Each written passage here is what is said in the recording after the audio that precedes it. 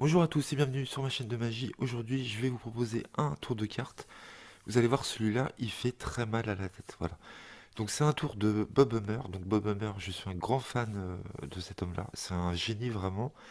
Et je suis en train de lire un livre entièrement consacré à lui. Donc, je suis content d'avoir trouvé ce livre. Et je me suis dit, bon, à quand la petite pépite? Quand est-ce qu'elle arrive? Et au bout de la 35e page, j'ai enfin trouvé le tour qui, je pense, est vraiment énorme, quoi. Donc tout d'abord, vous allez voir, les conditions pour réaliser ce tour sont vraiment incroyables. Vous allez pouvoir retrouver une carte pensée. Vous aurez tout le temps le dos tourné, vous aurez tout le temps le jeu dans le dos. Vous ne poserez aucune question, vous n'irez jamais à la pêche. En plus de cela, le tour est impromptu, vous pouvez emprunter un jeu. Le jeu peut être examiné à la fin, il n'y a rien à voir. Donc c'est parti, alors ce tour s'appelle Totographie, voilà, de Bob Hummer. Donc imaginez, vous êtes chez des amis, vous leur demandez un jeu de cartes. Donc essayez que le jeu de cartes soit complet. À partir de ce moment-là, vous vous tournez, vous ne regarderez jamais la face des cartes, d'accord? Donc vous demandez au spectateur de mélanger le jeu. Donc vous avez le dos tourné, très important, il mélange. Vous lui dites maintenant, au hasard de votre mélange, vous avez placé 10 cartes au hasard sur le dessus du jeu. Quand vous êtes satisfait de votre mélange, vous vous arrêtez. Maintenant, on est bien d'accord que nous avons 10 cartes au hasard qui sont arrivées sur le dessus du jeu. Je ne peux pas savoir ces cartes puisque vous avez mélangé et j'ai le dos tourné. Vous allez maintenant mémoriser une des 10 cartes du dessus, n'importe laquelle. Vous allez devoir mémoriser sa valeur et sa position. Donc imaginons le spectateur. Donc il regarde la première, la deuxième, la troisième, quatrième, cinquième. Imaginons, il veut mémoriser le roi de carreau qui se trouve en cinquième position. Donc là, il va devoir mémoriser la carte, le roi de carreau, cinquième position. C'est tout ce qu'il a à faire. À ce moment-là, vous lui demandez qu'il vous donne les cartes dans les mains. Donc vous avez toujours le dos tourné, vous prenez les cartes dans votre dos, vous n'avez toujours pas vu la face des cartes. De toute façon, vous ne la verrez jamais. Et donc voilà ce qu'il va falloir faire dans votre dos. C'est pas très compliqué. Vous dites à ce moment-là, je ne peux pas savoir quelle carte vous avez mémorisée. Je vais faire un mélange. Ça va durer allez, une vingtaine de secondes. Ce que vous allez faire, vous allez prendre la première carte, vous allez mettre cette première carte entre le pouce et l'index dans la main droite, et vous allez prendre tout le reste du jeu entre l'index et le majeur ici. Vous allez pincer le reste du jeu comme ceci. Ok.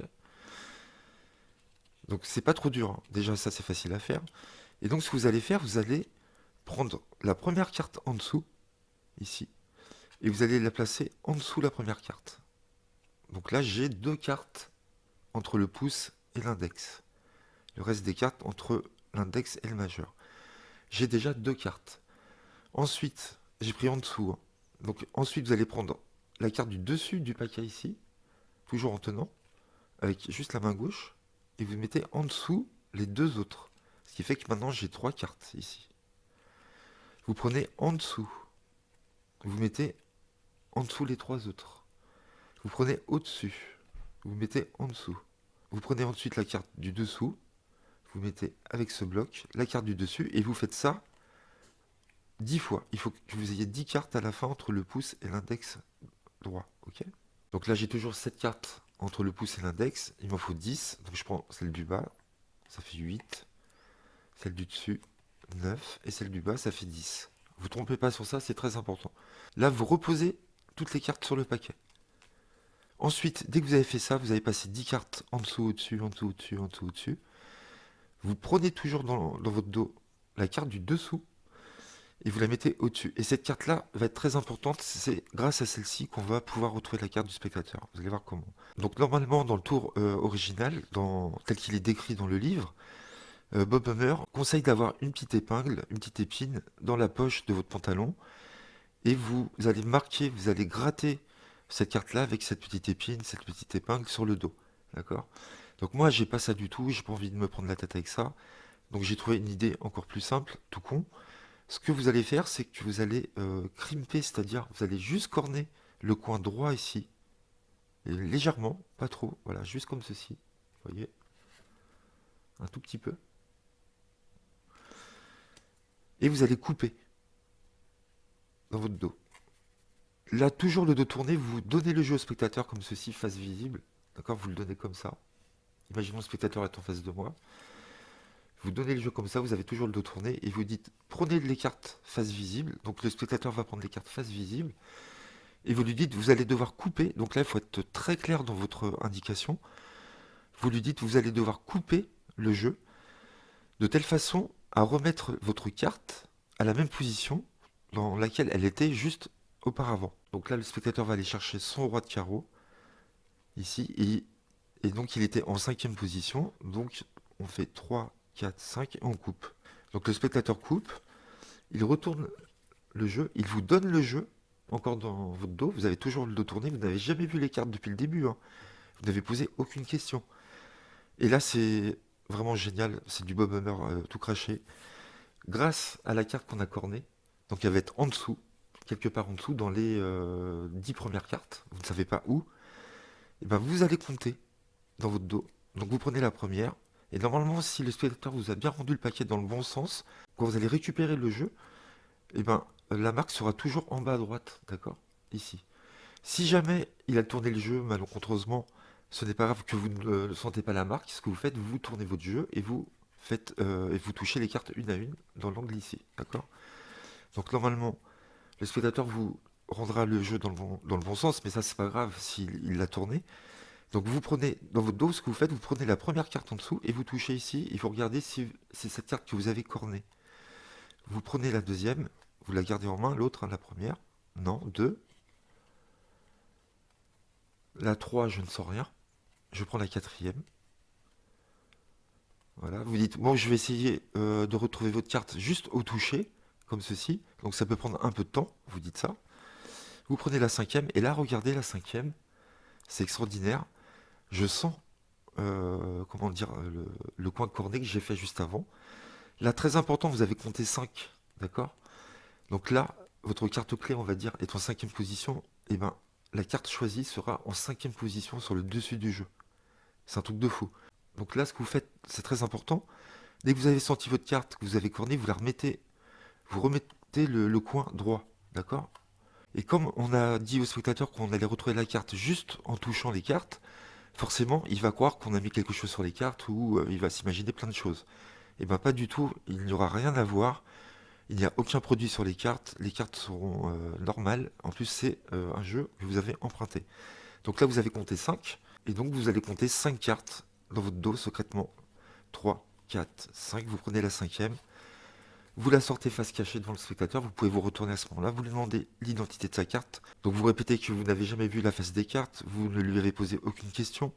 Ok, il a juste replacé sa carte dans la même position, mais nous, on ne pouvait pas savoir la carte à laquelle il allait penser. Vous lui demandez sa carte, roi de carreau, vous retournez, roi de carreau, c'est vraiment une bombe. Voilà.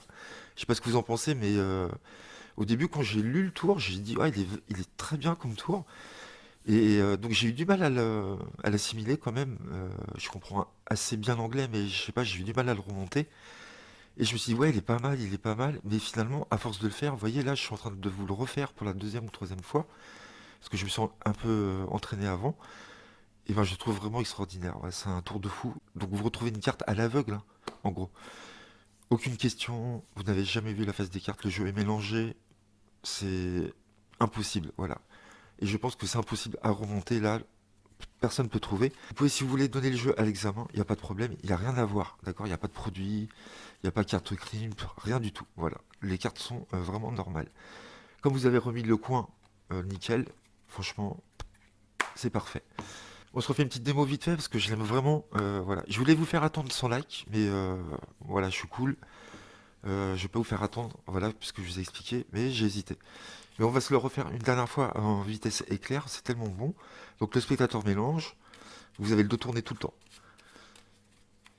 Il mémorise une des 10 premières cartes. Donc on va mémoriser allez, le valet de trèfle en deuxième position. Il vous donne le jeu dans le dos, vous prenez la première carte, le paquet, vous faites 2. Attention, vous en avez déjà une dans les mains. Vous commencez toujours par celle d'en dessous, hein. Donc on est à 3, 4, 5, 6, 7, 8, 9 et 10. Vous reposez le paquet par-dessus. Vous dites, voilà, je vais mélanger un peu le jeu. Vous prenez la carte du dessous. Hop. vous la cornez ici un petit peu. Vous coupez le jeu où vous voulez. Vous donnez le jeu au spectateur. Vous dites regardez les cartes face visible. Vous allez couper d'une certaine façon, je vais vous expliquer. Imaginons que vous avez mémorisé la 5e carte, le 5 de carreau. Vous allez couper et faire en sorte que votre carte revienne à la même position. Donc c'est très simple à comprendre. Donc là, il avait pensé au valet de trèfle en 2e position. Donc il va replacer son valet de trèfle en 2e position. Donc voilà, il va couper comme ceci. Donc là, je ne l'ai pas testé en vrai. J'espère que les spectateurs vont bien comprendre cette partie-là et qu'ils vont pas faire de bêtises, hein, sinon vous vous foirez. Donc là, il a remis sa carte en 2e position. On ne peut pas savoir, hein. C'est impossible. Là, il vous remet les cartes dans votre dos. Vous prenez la première carte et vous regardez si il y a le coin corné. Première, il n'y en a pas. Deuxième, vous sentez le coin corné. Vous savez automatiquement que sa carte est en 2e position à partir du dessus du jeu. Vous remettez le coin droit, non corné on va dire. Vous prenez la deuxième, et là vous faites un petit miracle, vous lui demandez sa carte, et vous la retournez. Franchement, bombe atomique. Ça me fait plaisir de vous l'avoir expliqué et de vous l'avoir proposé. Voilà, j'espère que vous le ferez. Ça fait partie Je pense que ce tour va faire partie de mes favoris. Donc les conditions sont vraiment incroyables. Voilà, j'espère que vous avez apprécié cette vidéo. N'hésitez pas à liker, surtout à vous abonner. Donc je vous dis à bientôt pour de nouveaux tours. À très vite. Merci à vous. Bye bye.